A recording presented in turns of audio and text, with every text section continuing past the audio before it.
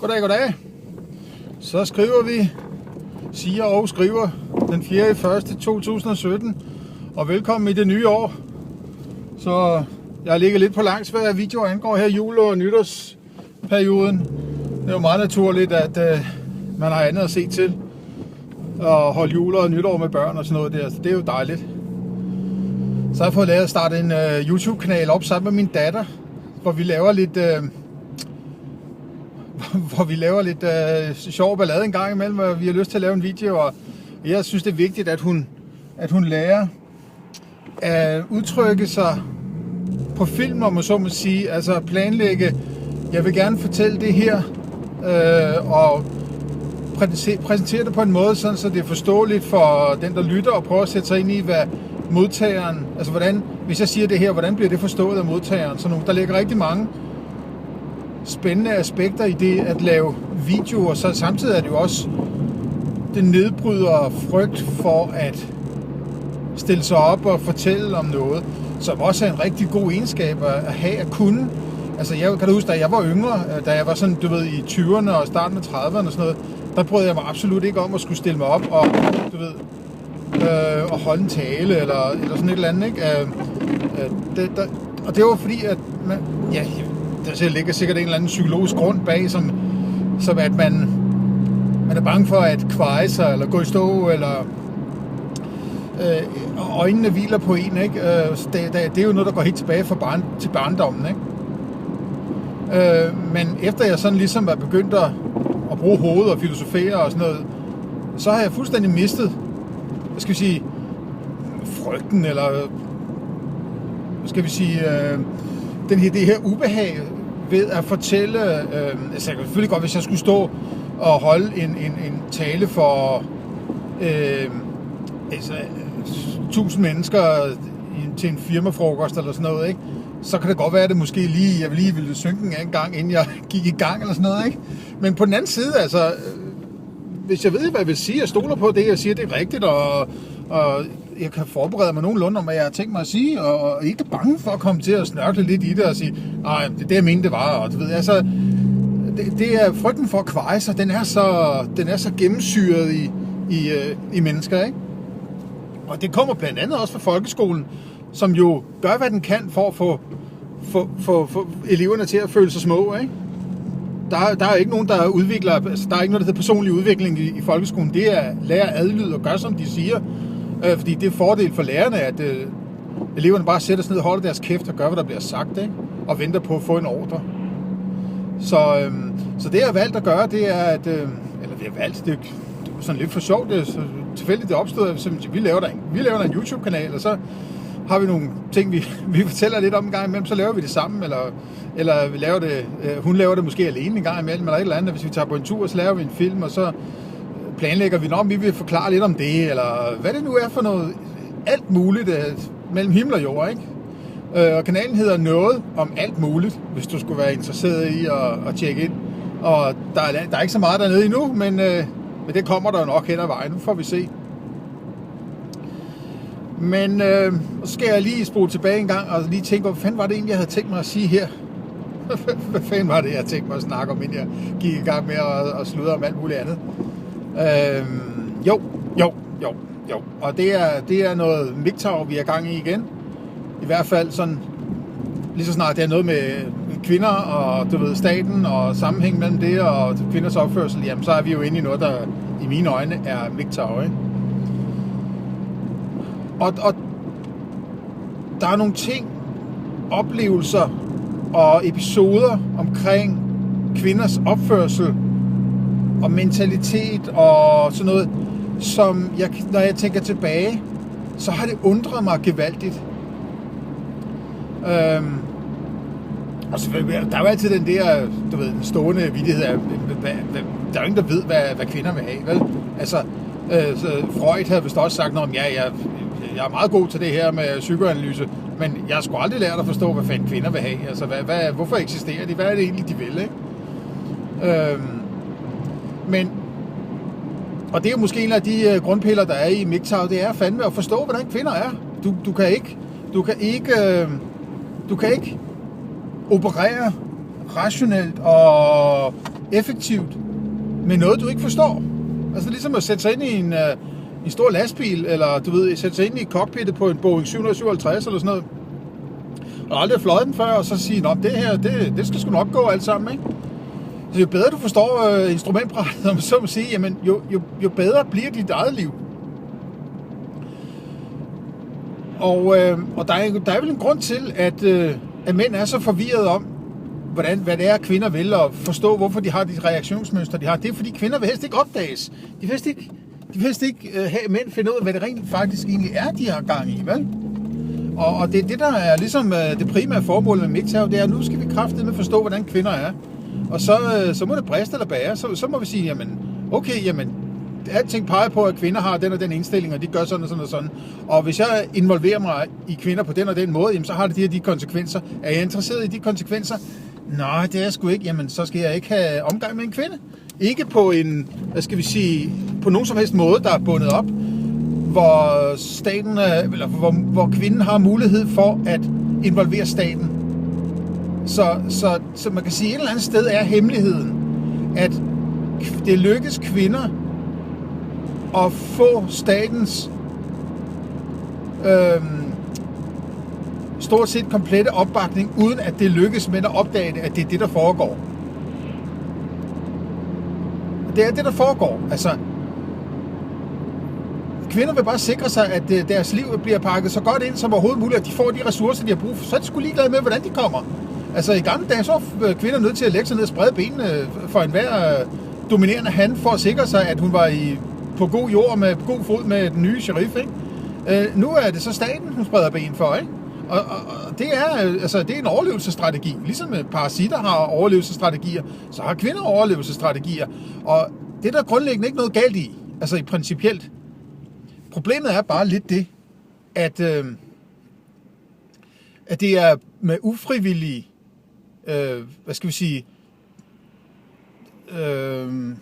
ufrivillig medvirken fra mænd i kraft af, at det er via staten, og staten er en trussel om vold. Altså, skilsmisser er bare en trussel om vold. En skilsmisse, det er ikke noget, man bliver enige om. Det kan godt være, at, som jeg var inde på i tidligere podcast, at manden, og primært manden, men også kvinden, lader sig om, det bliver vi enige om, for ikke at skulle sige, jamen, den ene part bruger bare truslen af vold mod den anden. Det er alt, hvad det er. Det er skrid ud af mit liv, eller jeg sender staten efter dig, så er de villige til at komme med nogen med skyder og true dig på livet, hvis ikke du, holder dig væk, ikke? Og hvis kvinden ikke havde staten til at få børnene med sig, så vil manden jo bare kunne sige, jamen du kan da bare blive skilt i toster, bare smut.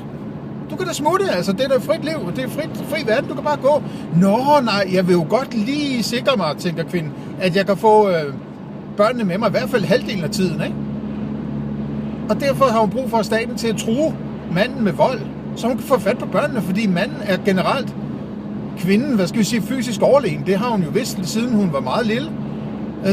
Hver gang hun slås med drenge, og drenge er mere voldsomme i deres leg, og så kvinder bliver meget hurtigt klar over, at de er den svage, så de skal bruge andre metoder til at få magten, ikke? Og kontrollen med, deres liv og med de mænd, de er involveret sig med. Så derfor,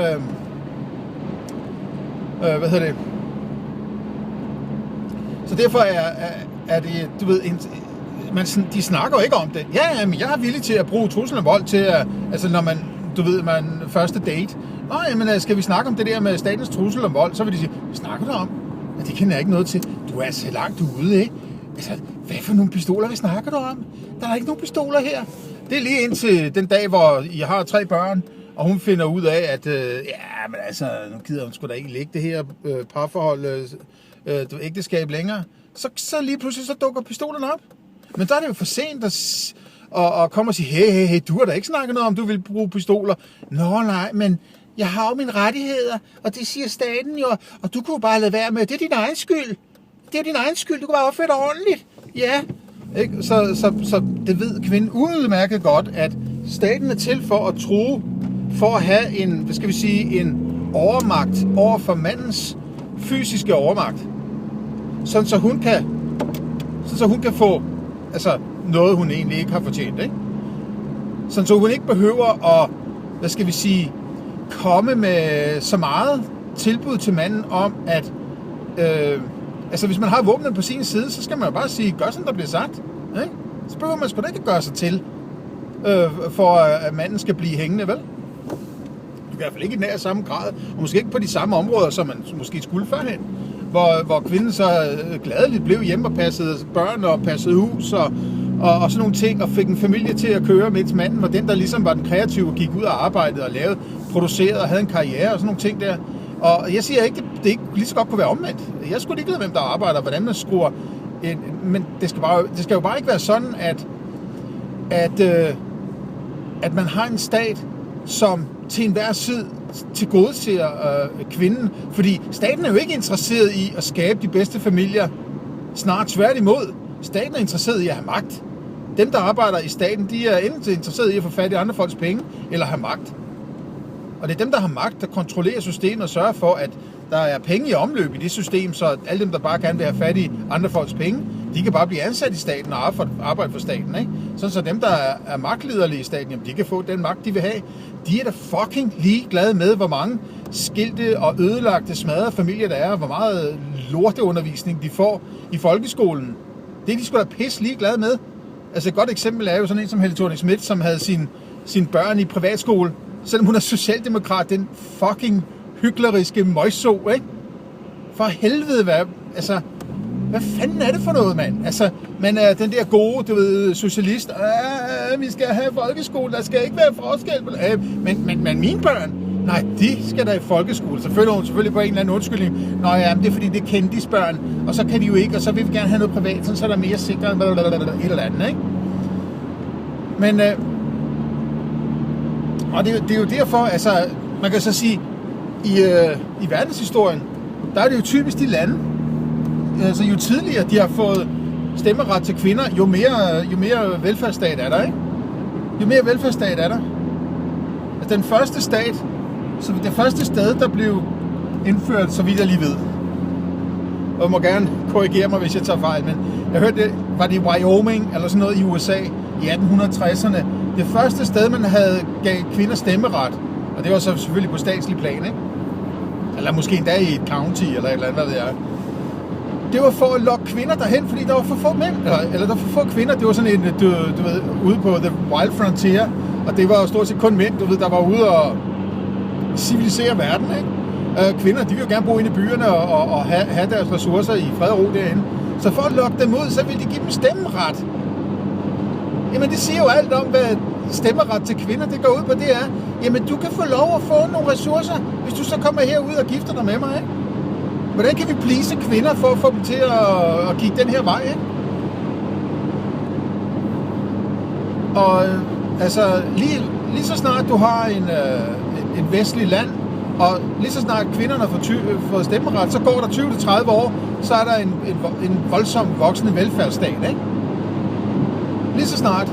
Altså, det sidste land i Vesteuropa, så vidt jeg ved, der indførte stemmeret til kvinder, det var Schweiz. Og det var vist i 1971, så du må gerne gå igennem, hvis jeg tager fejl, og det kan være, der er nogle af kantongerne, der ikke havde, og hvad ved jeg, ikke? Men og det er det sidste land i Europa, sådan langt op i det 20. århundrede.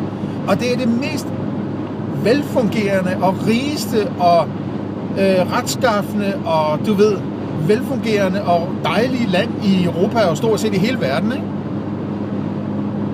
Men altså, så går der måske, nu kan det godt være, at den, hvad skal vi sige, i kraft af, at alle de andre lande i nærheden, de har monstrøse velfærdsstater, ikke?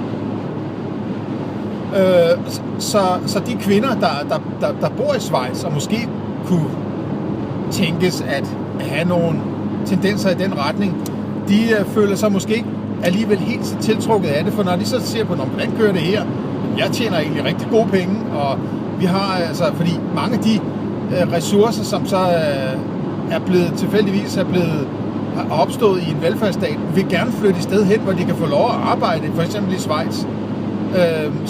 Så der kommer også ekstra mange ressourcer til Schweiz, i forhold til, hvad der ellers ville, hvis alle lande var ens, som man så må sige, ikke? Så det er blevet sådan en lille smørhul, hvor folk de flygter hen, ikke? Så på en måde er det ikke helt sådan sammenligneligt direkte, men der er i hvert fald ingen tvivl om, at lige så snart, at der er, altså, og der er jo også tegn på i Romeriet, at lige så snart de begyndte du ved, at skulle til at forkæle kvinder, jamen så var det, at i sidste ende gik Romeriet ned, fordi de havde ikke råd til at køre de kæmpe udgifter, som staten gerne ville rulle ud for at sikre sig, at alle borgerne var glade, og de kunne købe deres stemmer og alt det her, ikke? Så det er bare en tilbagevendende tema i verdenshistorien. Så, men, og det var egentlig ikke det var egentlig ikke indfaldsvinkel til podcastet her, men pyt nu med det. Det jeg kom til at tænke på, at det var, at jeg kan huske, jeg havde en moster, som var meget sådan, hun var sådan en, gift med en socialist, eller sådan rimelig salonkommunist mand, ikke? Min onkel der. Men hun er sådan ud af en bondefamilie, så hun lod lidt som om hun var socialist for at holde husfreden, ikke? Men jeg kan huske, hun havde sådan en meget...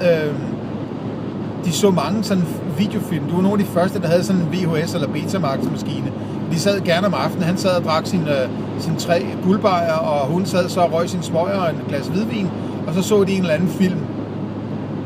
Og hun kunne godt lide sådan noget som Clint Eastwood og sådan noget. Hun synes, jeg kan huske de gange, jeg har været forbi og sådan noget, de så sådan nogle film der, at han var en flot fyr, ham der Clint Eastwood, ikke?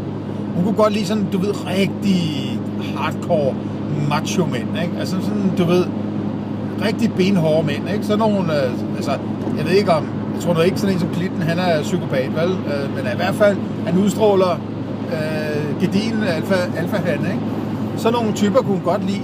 Så kan jeg huske en gang, hvor der var noget i tv, i tv-avisen og sådan noget, fra Libyen, og der var noget med Oberst Gaddafi der. Og det er selvfølgelig, det har været i 70'erne, ikke? Det sidste i 70'erne, deromkring. Så kan jeg huske, og dengang vidste jeg jo godt, der havde jeg allerede en fornemmelse af, at han var diktator, og der var du ved, det var noget med at slå nogen ihjel, og du ved, og et regime, hvor det var hardcore diktatur og sådan noget der. Det forstod jeg godt, hvad det var. Men så kom kommentaren fra Moster, det var sådan noget med, ja, men han er nu en rigtig flot mand, ikke? Og det kan jeg så tydeligt huske, at jeg tænkte, det var da en mærkelig kommentar. Det var da en mærkelig kommentar. En fucking psykopat af en diktator, fuldstændig maniac diktator narrøv. Men han er en flot fyr. Altså, jeg skal ikke gøre mig herover, om hun har god smag eller dårlig smag. Det kan være, at du kan fortælle mig mere om det. Og særligt, hvis du har hundkøns gener, ikke? Men det er da godt nok en meget, meget mærkelig kommentar at komme med. Altså, som om, at det på en eller anden måde kunne retfærdiggøre hans virke. Altså, jamen, han er en flot fyr, han må sige, han er en flot fyr, eller sådan et eller andet, den dur. Nu kan jeg ikke huske helt sådan præcist formuleringen, men det var sådan, du ved, i den dur der, ikke? Altså, der er ingen tvivl om, hun godt kunne synes, at han var en lækker mand, ikke? Jeg vil sige, han er diktator, han er sindssyg oven i kasketten, mand. Han er knald i låget. Han udpiner sin befolkning, altså holder dem i knivtangsgreb for at tage deres ting og holde dem nede. Men han er en flot fyr. Hvad sker der, mand, inde i dit hoved, kvindemenneske? Og det bedste af det hele var, så spole, hvad skal vi sige, hvad har jeg været dengang? Jeg har måske været 12-13 år gammel. Et eller andet, den dur der, ikke? Måske har jeg været 14-15. Det har været det område der, ikke? Måske 14-15 år. Det er nok ikke helt ved siden af, vel? Og så lige 25 år frem, ikke? Så på et tidligere arbejde, der var der også en kvindelig ansat, også sådan den lidt ældre generation, ikke? Altså sikkert nogenlunde samme alder som min moster der, som nok er omkring de 75 vil jeg tro nu, ikke? Og det er måske lige i overkanten med min tidligere kollega der. Hun har måske været 65 nu, eller 66, eller et eller andet der omkring, ikke? 10 år yngre måske. Og så var det var det omkring, hvor Libyen faldt, og hvor Gaddafi, han blev, du ved, alle de ting, han blev udsat for af du ved, fru Hillary Clinton, mens hun var udenrigsminister, hun bombede Libyen tilbage til stenalderen og fik ham afsat, og hun sad der i sin lille spacerdragt og jublede og klappede, og we found him, we killed him. Og der blev snakket om det på arbejdspladsen. Nu er de, du ved, Libyen og Gaddafi og du ved, ikke? Og så den her madame. Hun siger nøjagtigt det samme som min moster. Ja, men han var nogen flot fyr, ham Gaddafi. Altså, det var ligesom, du ved, en eller anden form for weird, du ved, parallelunivers déjà vu-agtigt, ikke? Det var da alligevel utroligt. Altså, så det er altså ikke bare en enlig svale, min moster, men det er den samme mentalitet hos en, skal vi sige, tilsvarende kvinde, ikke? Hvad er der galt? Hvad sker der for kvinder? Jamen, de er da ligeglade, hvad manden laver. De er da ligeglade med, hvad manden han laver, og hvad han går og udretter til daglig. Bare hun kan få nogle ressourcer, hun kan få noget alfasæd, ikke? Bare hun kan få de der gode gener, så hun skulle da ligeglade med, hvor mange mennesker han har slået ihjel, ikke? Altså, Mao Zedong havde en kone, og Hitler havde en kone, og Goebbels havde en kone, og Himmler havde en kone, og alle de der fucking psykopater, de har alle sammen kvinder, som bor sammen med dem og får børn med dem. Hvad fanden sker der for dem, mand? Der er en brist hos kvinder. Det er ikke sikkert, at den er så udtalt, men den er der potentielt hos alle kvinder. Det er ikke sikkert, at ligesom alle mænd har måske lyst til at hoppe i kanden med naboens datter. Det betyder ikke, at de gør det. Men det betyder altså heller ikke, at lysten ikke er der, fordi de ikke gør det. Så der er potentielt den der fuldstændig irrationelle, okay, men der er en flot fyr, alfasæd, jeg spreder benene og videre, ikke? Så finder han beta-han, som kan betale for mit yngel, ikke? Og for mig, altså, jeg kan huske, at jeg var målløs over, at min moster kunne sige sådan noget. At, altså, jeg tror, det var første gang, hvor... Og min mor, hun havde også lidt af det. Altså, det der, men lige så snart der var en flot fyr i... Ja, han sørger en flot fyr. Jeg kan huske, og min mor har sagt det om Ole Sohn, dengang han var ung. Og det har været i 80'erne, mens han rendte rundt og du ved, snavede med Erik Honecker nede i DDR og sådan noget, ikke? Ja, han er jo altså en pæn mand, ham der Ole Sohn der, ikke? Han er fucking kommunist, mand! Ligger og snaver nede i Østtyskland med Stasi-folk. Altså, jeg mener, come on, kvinde! Nej, altså moral og etik, og du ved, det er sgu da lige meget. Jeg skal have nogle ressourcer, jeg skal alfasæd, jeg skal have ressourcer, og så er jeg fucking ligeglad, hvor de kommer fra, om det så er Hitler, der befrugter mig. Ikke? Det er sygeligt, mand. Nå, jeg håber, du kunne bruge det til noget. Vi ses næste gang.